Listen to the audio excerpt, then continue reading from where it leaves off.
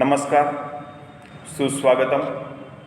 ધોરણ 12 કોમર્સ નામાના મૂળ તત્વો ભાગ 1 પ્રકરણ 2 કે જેનું નામ છે ભાગીદારી પેઢીના વાર્ષિક હિસાબ. આ પ્રકરણમાં આપણે ગયા લેક્ચરમાં તેના હેતુઓ અને ભાગીદારી પેઢીના વાર્ષિક હિસાબોમાં તૈયાર કરવામાં આવતા ખાતાઓની યાદી વિશે અભ્યાસ કર્યો હતો. આજે આપણે આ લેક્ચરમાં વેપાર ખાતાનો નમૂનો સમજવાનો છે. તો જોઈએ તો વેપાર ખાતાનો નમૂનો. વેપાર ખાતામાં ડાબી બાજુ ઉધાર રકમ આવે છે અને જમણી બાજુ જમા રકમ આવે છે.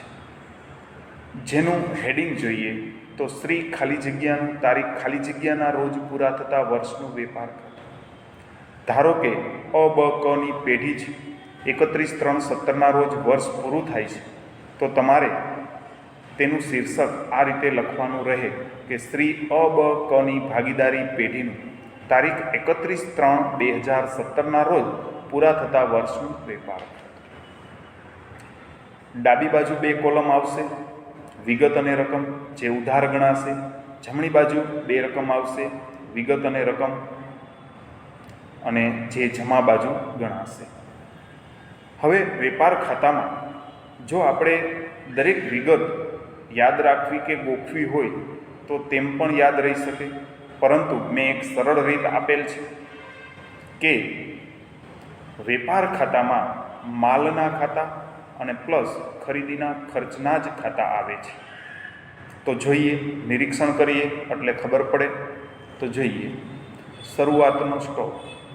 શરૂઆતનો સ્ટોક માલનો સ્ટોક હોય છે, તો આ પણ એક માલનું ખાતું છે. ખરીદી માલની થતી હોય છે, ખરીદ પરત પણ માલનો જ થતો હોય છે. અન્ય રીતે ગયેલ માલ, આ પણ માલ પ્રકારનું ખાતું છે. જમણી બાજુ જોઈએ તો વેચાણ એટલે કે માલનું વેચાણ, વેચાણ માલ પરત, આખર માલનો સ્ટોક. આ તમામ ખાતા માલના ખાતા છે. તો ટૂંકમાં યાદ રાખવું હોય કે એક જ વાક્યમાં જવાબ આપવો હોય કે વેપાર ખાતામાં કઈ કઈ વિગત આવે, તો તેનો જવાબ થાય માલના ખાતા પ્લસ ખરીદીના ખર્ચના ખાતા. આ એક જ વાક્યમાં જવાબ મળે. પરંતુ લાંબુ લિસ્ટ આપવું હોય તો પણ આપી શકાય. શરૂઆતનો સ્ટોક આવે, ખરીદી આવે, ખરીદીના ખર્ચા જેવા કે મજૂરી, રેલવેનું જકાત, આવક માલ, ગાડા ભાડું, લારી ભાડું, તોલાઈ, મહાજન લાગો, કસ્ટમ ડ્યુટી, ડેમરેજ, વોરફેજ વગેરે. અને હજુ પણ ઘણા બધા ખર્ચના નામ છે કે જે વેપાર ખાતામાં સમાવવામાં આવે છે, જે ખરીદીના ખર્ચ છે. દાખલા તરીકે રોયલ્ટી. તો રોયલ્ટી પણ એક ઉત્પાદન કે ખરીદીનો ખર્ચ છે. તો ઉત્પાદનના ખર્ચ કે ખરીદીના ખર્ચ વેપાર ખાતામાં ઉધાર બાજુ દર્શાવવામાં આવે છે. તો વેપાર ખાતાની ઉધાર બાજુ શરૂઆતનો માલ સ્ટોક, ખરીદી, જેમાંથી ખરીદ માલ પરત અને અન્ય રીતે ગયેલ માલ બાદ કરવામાં આવે છે, જેને ચોખ્ખી ખરીદી ગણવામાં આવે છે. અને આ ઉપરાંત આપણે વાત કરી તેમ ખરીદીના આ બધા જ ખર્ચાઓ ઉધાર બાજુ નોંધવામાં આવે છે. જ્યારે વેપાર ખાતાની જમા બાજુ વેચાણ, તેમાંથી વેચાણ માલ પરત બાદ કરવામાં આવે તો ચોખ્ખું વેચાણ ગણવામાં આવે છે અને વેપાર ખાતે હંમેશા ચોખ્ખું વેચાણ દર્શાવવામાં આવે છે. ત્યારબાદ આખર માલનો સ્ટોક. હવે આ વેપાર ખાતું તૈયાર થઈ ગયા પછી તેની બાકી મેળવવામાં આવે છે. તેની બાકી કાચો નફો કે કાચી ખોટ હોઈ શકે છે, પરંતુ બંને બાકી એકસાથે સંભવી શકે નહીં.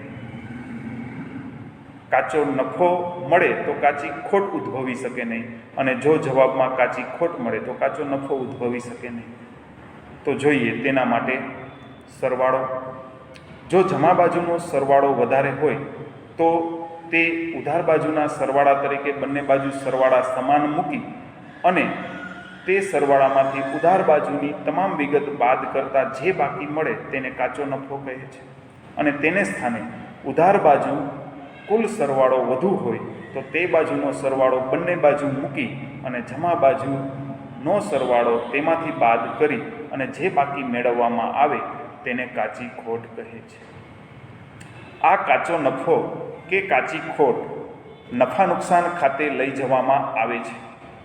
તો નફા નુકસાન ખાતે કેવી વિગતો નોંધવામાં આવે છે તે આપણે આગળ જોઈ તે પહેલાં ફરીથી એક સ્પષ્ટતા, એક નોંધ મૂકી દઈએ કે વેપાર ખાતામાં હંમેશા માલના ખાતા પ્લસ ખરીદીના ખર્ચના ખાતા જ આવે છે. તો ટૂંકમાં આપણે યાદ રાખી શકીએ છીએ. તો હવે જોઈએ નફા નુકસાન ખાતાનો નમૂનો. તેમાં પણ બે જ બાજુઓ આવશે.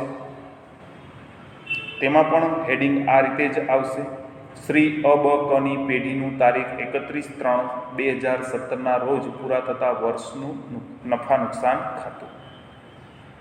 તો મિત્રો, અહીં પણ બે જ બાજુઓ છે.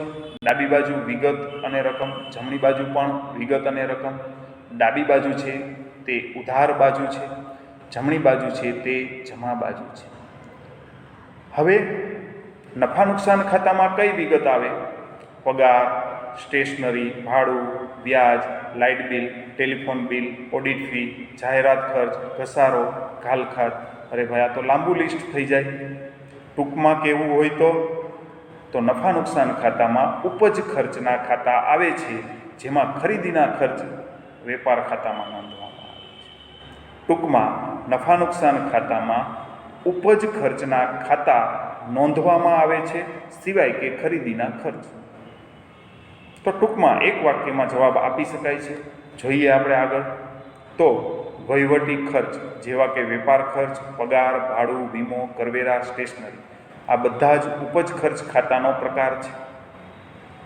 વેચાણ વિતરણ ખર્ચ, સેલ્સમેનના ખર્ચા, સેલ્સમેનનો પગાર, સેલ્સમેન કલ્યાણ ખર્ચ, જાહેરાત, વટાવ, પેકિંગ, શોરૂમના ખર્ચા વગેરે વેચાણ વિતરણના ખર્ચા છે, જે પણ ઉપજ ખર્ચના ખાતામાં આવે છે.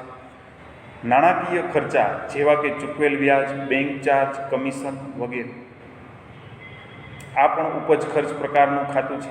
અન્ય ખર્ચા જેવા કે ઘાલખાત, ઘસારો, નુકસાન વગેરે, આ બધા ખર્ચ છે તે બધા જ ઉધાર નોંધવામાં આવે છે. જ્યારે ઉપજ છે, બધી જ ઉપજ જમા બાજુ નોંધવામાં આવે છે, જેવી કે મળેલ વટાવ, મળેલ કમિશન, મળેલ વ્યાજ, મળેલ ભાડું, મળેલ ડિવિડન્ડ, રોકાણોનું મળેલ વ્યાજ, મિલકત વેચાણનો નફો, ભંગાર કે પસ્તીની ઉપજ, ઘાલખાત કરાર. આ તમામ પ્રકારની આવક નફા નુકસાન ખાતામાં જમા બાજુ નોંધવામાં આવે છે. પરંતુ નફા નુકસાન ખાતું તૈયાર કરતા પહેલાં અથવા તેની વિગતો નોંધતા પહેલાં વેપાર ખાતેથી કાચી ખોટ કે કાચો નફો લાવવામાં આવે છે. જો વેપાર ખાતેથી કાચો નફો મળ્યો હોય તો નફા નુકસાન ખાતે જમા બાજુ નોંધવામાં આવે છે. જો વેપાર ખાતેથી કાચી ખોટ મળેલ હોય તો તે નફા નુકસાન ખાતે ઉધાર નોંધવામાં આવે છે. હવે ઘણા વિદ્યાર્થીઓને પ્રશ્ન થાય કે સર, તમે શીખવ્યું તેમ અમને સમજાઈ ગયું કે ઉપજ ખર્ચના ખાતા નફા નુકસાન ખાતામાં આવે, માલના ખાતા વેપાર ખાતામાં આવે, પણ અમારે ઉધાર બાજુ લખવું કે જમા બાજુ? તો મિત્રો, કાચા સરવૈયામાં જે બાજુ આપેલ હોય તે બાજુ અહીં આ ખાતાઓમાં વર્ગીકરણ કરવાનું રહેશે. ધારો કે વટાવ કાચા સરવૈયામાં ઉધાર બાજુ આપેલ હોય તો તે નફા નુકસાન ખાતે ઉધાર નોંધવાનો રહે, અને તે જ વટાવ કાચા સરવૈયામાં જમા આપેલ હોય તો તે નફા નુકસાન ખાતે જમા બાજુ નોંધવામાં આવે. તેમ છતાં ઉધાર બાજુ અને જમા બાજુ ન આપેલ હોય તો આપેલ વટાવ છે કે મળેલ વટાવ તેવી સ્પષ્ટતા કરેલ હશે કે જેથી આપણને ખબર પડે કે આ ખર્ચ છે કે ઉપજ. મળેલ કમિશન હોય તો ઉપજ હોય, આપેલ કમિશન હોય કે ચૂકવેલ કમિશન હોય તો ખર્ચ. જે આપણે સામાન્ય સમજથી સમજી શકીએ તેમ છીએ. તેથી હવે નફા નુકસાન ખાતે કઈ કઈ વિગત આવે તે સમજાઈ ગયું હશે. ત્યારબાદ આ બંને બાજુના સરવાળા કરવાના. તેમાં પણ ખાસ ધ્યાન રાખવાનું કે જે બાજુનો સરવાળો વધુ હોય તે પહેલાં કરવાનો. ધારો કે અહીં જમા બાજુનો સરવાળો વધુ છે તો તે પહેલાં કરી અને તે જ રકમ ઉધાર બાજુના સરવાળામાં મૂકી દેવાની અને ત્યારબાદ તેમાંથી ઉધાર બાજુની તમામ રકમ બાદ કરતાં જે બાકી મળે તેને ચોખ્ખો નફો કહેવામાં આવે છે. પરંતુ જો ઉધાર બાજુનો સરવાળો વધારે હોય તો તે જમા બાજુ મૂકી અને તેમાંથી જમા બાજુની તમામ રકમ બાદ કરતાં જે બાકી મળે તેને ચોખ્ખી ખોટ કહેવામાં આવે છે. અને આ ચોખ્ખો નફો કે ચોખ્ખી ખોટ આગળ નફા નુકસાન ફાળવણી ખાતામાં લઈ જવામાં આવે છે. જે નફા નુકસાન ફાળવણી ખાતું અને ભાગીદારોના મૂડી ખાતા વિશેની સમજ આપણે નેક્સ્ટ લેક્ચરમાં મેળવશું. તો અહીં વેપાર ખાતાનો નમૂનો અને નફા નુકસાન ખાતાનો નમૂનો આપણે સમજ્યા, જે તમને સરળતાથી સમજાઈ ગયો હશે તેવી આશા રાખું છું અને અહીં મારું વક્તવ્ય પૂર્ણ કરું છું. આભાર અને અસ્તુ.